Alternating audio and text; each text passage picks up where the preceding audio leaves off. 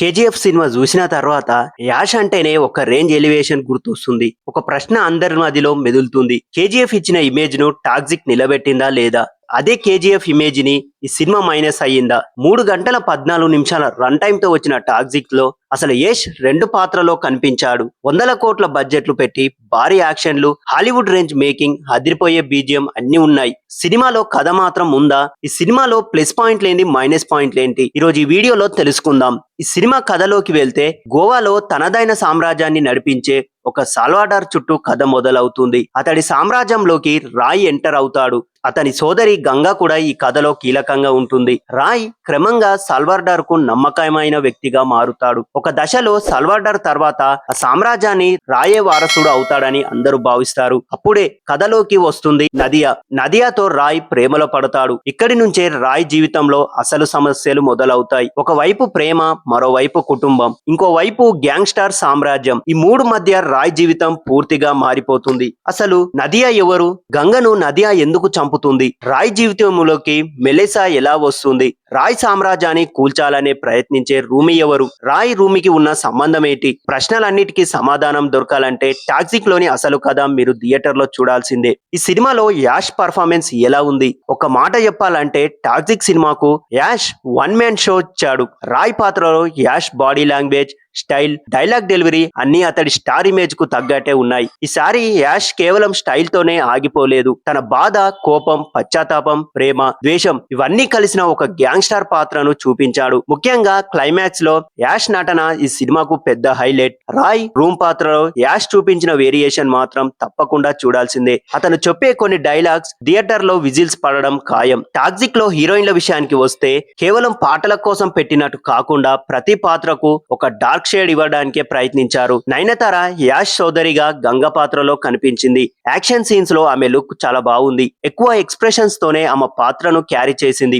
ఇక కైరా అద్వానీ హీరోయిన్లలో ఎక్కువ ఇంప్రెస్ చేసేది కైరానే. ప్రేమ, బాధ, తప్పు, పశ్చాత్తాపం మధ్య ఇరుకుపోయిన ఒక యువతిగా మంచి నటన కనబర్చింది. యాష్ కియారా మధ్య వచ్చే రొమాంటిక్ ట్రాక్ పాటలు యూత్ కు బాగా కనెక్ట్ అయ్యే అవకాశం ఉంది. తారా సుతారియా, రుక్మిణి, వసంత తమ పాత్రలకు అంతగా స్కోప్ కనిపించలేదు. హ్యూమా కురిషి నెగిటివ్ షేడ్ లో ఓకే అనిపిస్తుంది. అసలు మ్యాటర్ అంతా డైరెక్షన్ తోటే.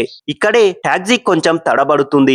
గీతూ మోహన్ దాస్ ఒక మంచి పాయింట్ తీసుకున్నారు. ఒక గ్యాంగ్స్టర్ జీవితాన్ని అతడిని చుట్టూ ముట్టిన మహిళలు ఎలా మార్చారు అనే ఆసక్తికరమైన ఐడియాతో కథను రాశారు. ప్రేమించిన అమ్మాయి, భార్య, సోదరి, కుటుంబం, ఒక గ్యాంగ్స్టర్ జీవితంలోకి వచ్చే సంబంధాల ద్వారా అతడి ఎమోషన్స్ ప్రపంచానికి చూపించే అవకాశం ఉంది. కథలో ఉండాల్సిన ఎమోషన్ కంటే యాక్షనే ఎక్కువయింది. ఒక యాక్షన్ సీన్ వస్తుంటే మళ్ళీ ఇంకో యాక్షన్ సీన్ వస్తది. మధ్యలో కథ మళ్ళీ యాక్షన్. అలా కొన్ని సందర్భాలలో యాక్షన్ సీక్వెన్స్ల మధ్య కథను ఇరికించినట్టుగా అనిపిస్తుంది. కథతో ప్రేక్షకుడు పూర్తిగా ఎమోషనల్ గా కనెక్ట్ అవడానికి కొంత టైం పడుతుంది. ఇక టెక్నికల్ గా చూసుకుంటే ఇక్కడ టాక్సిక్ కు అసలైన హీరోలు ఇద్దరు. ఒకరు సినిమాటోగ్రాఫర్ రాజీవ్ రవి, ఒకరు music director Ravi Basur. Goa backdrop, dark tone, భారీ సెట్స్, యాక్షన్ సీక్వెన్లు, ముఖ్యంగా మంచు పాత్రలో వచ్చే విజువల్స్ స్క్రీన్ మీద చాలా రిచ్ గా కనిపిస్తాయి. రవి బసూర్ బ్యాక్గ్రౌండ్ స్కోర్ గురించి ప్రత్యేకంగా చెప్పాలి. కొన్ని సీన్లలో సాధారణంగా ఉండే బ్యాక్గ్రౌండ్ మ్యూజిక్ ఆ మొదలైన వెంటనే ఆ సీన్ ఇంపాక్ట్ మారిపోతుంది.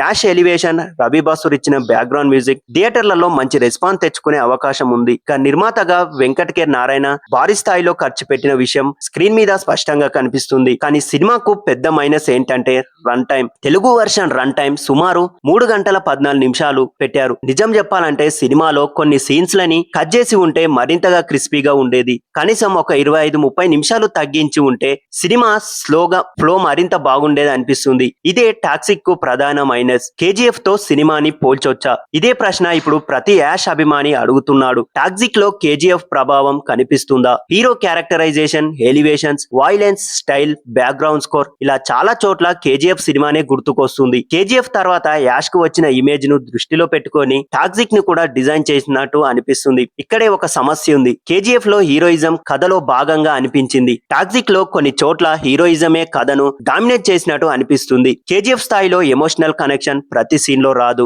టాక్సిక్ చూడాలా వద్దా?